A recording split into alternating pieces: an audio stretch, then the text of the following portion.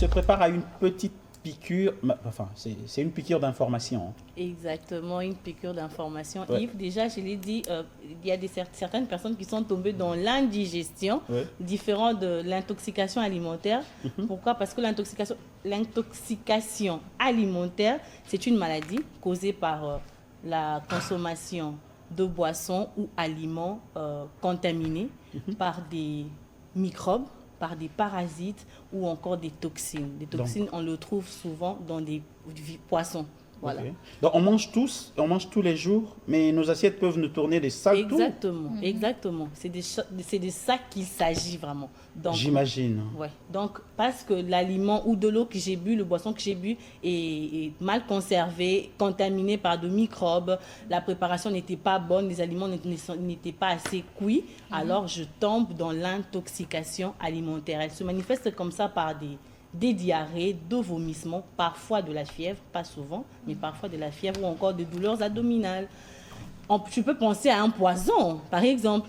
Parce que aussitôt j'ai fini un repas, j'ai de douleurs abdominales. Aujourd'hui, ce sera difficile de savoir que c'est un microbe. Non, mais après... On dirait naliena banane.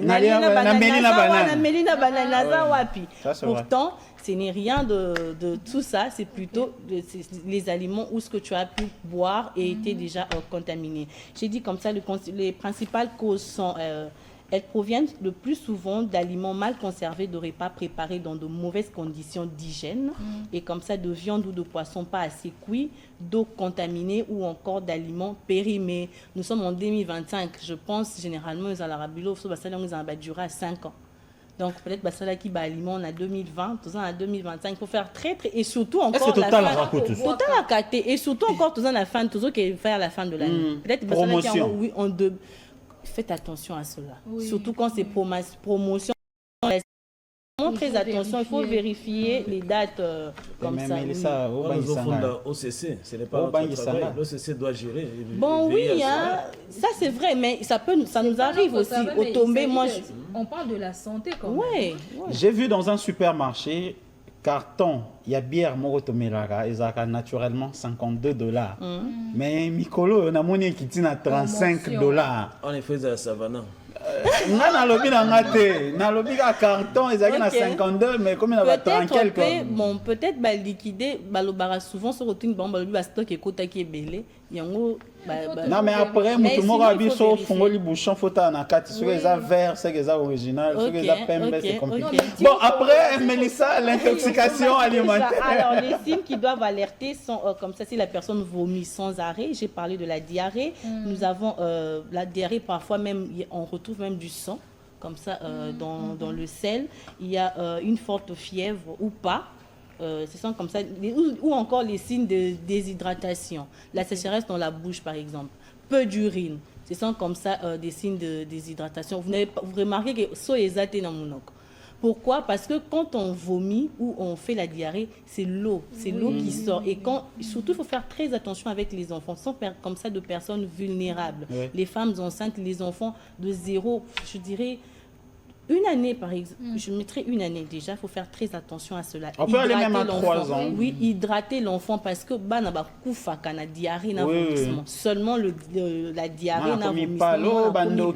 Accueilli. Pourquoi? Parce que abimissima est belé nanzoto. Alors sans l'hydratation, la personne comme ça peut partir. Alors j'ai parlé des signes qui alertent et nous allons voir notre médecin, notre cher docteur Germaine Tutonda. Elle va nous parler de la prévention, donner quelques conseils. Nous allons y revenir pour commenter encore un peu plus. Alors nous allons regarder ensemble. Je dirais qu'en matière de prévention, ce qu'il faudrait faire le plus souvent, c'est de bien laver les aliments. Premièrement, bien laver, bien nettoyer ces aliments-là et les conserver, surtout la conservation. Donc si vous sentez qu'il y a un produit vous faites un aliment ou même un fruit qui est abîmé, ça ne sert à rien de le manger. C'est bien de le jeter, parce qu'on ne sait pas ce qui peut arriver. Il faudrait aussi que la cuisson des aliments, qu'elle se fasse bien, très très bien. Ça c'est très important, que ce soit pour les viandes, pour le poisson, pour n'importe quel aliment. Il faut le cuire à température exigée. Et aussi, je dirais, comme vous l'avez dit en parlant de la chaîne de froid, donc conserver chaque aliment à la température qu'il faut. Donc il y a d'autres aliments qui sont vraiment, qui exigent beaucoup plus de froid que d'autres. Et il faut tenir compte de ces petites différences-là. Et parlant des fêtes, je pense humblement qu'il faudrait bien laver les aliments. Lors des fêtes, c'est souvent ça. Donc on est sur beaucoup de choses à la fois, on manque de temps. Et en fonction de cela, on n'a pas toujours le temps de pouvoir bien laver les aliments. Et aussi le fait de pouvoir assaisonner, souvent on assaisonne les aliments la veille. Donc on le fait la veille, on se dit qu'en attendant que les épices, comme on dit en français courant, qu'ils entrent. Oui. Donc en attendant de bien épicer les aliments, donc ça, c'est à toutes ces choses-là. Parfois on ne sait pas, mais il est très probable qu'une toxine peut se glisser pendant toute cette période. Alors, je dirais aux personnes qui font la cuisine, d'être un peu plus prévenants. Donc, bien laver les mains. À chaque fois qu'on touche à quelque chose, on touche à une marmite, à une louche ou à quoi que ce soit, revenir laver les mains, c'est très nécessaire. C'est vraiment important. Mélissa Kanchamambombo. Bien se laver les mains avant de commencer. Maman à la maison, avant l'ambe la banane, avant l'ambe la pape. Ou dans des restaurants, dans des, je dirais, gargotes, ben, il faut, parce que là-bas, on ne tient pas vraiment toujours compte des aliments. Moi, j'en ai vu au moni mutoye na madesu, aye na ba haricot, aye quand ndenga zuana, ndenga zo tia na mai mbalalement pour préparer. Ou encore, oui, ou encore des personnes qui font des viandes en route là, des passants, ils n'ont pas le temps de bien les nettoyer. Faut m'aider sur ça, il faut boire quand même. Bandarana na kopona non, oponi après kopona, osukoli, otiena mai. Mais batouayak aya cheka ndenge zaona. Si ko ba boire karama ya made sur libanda. Na ba balabala et tout ça. Nous solo, ça c'est vraiment un autre sujet. Ouais, c'est un autre sujet. On reste dans l'intoxication alimentaire. Oui, oui. Tout le monde a une culture. Alors je disais bien laver correctement des fruits et légumes, surtout ça aussi. Laver correctement de fruits. Je vois des personnes qui font des sandwichs en route, sans nettoyer, on coupe directement pour faire ce mélange-là. Prenez le temps de nettoyer, s'il vous plaît.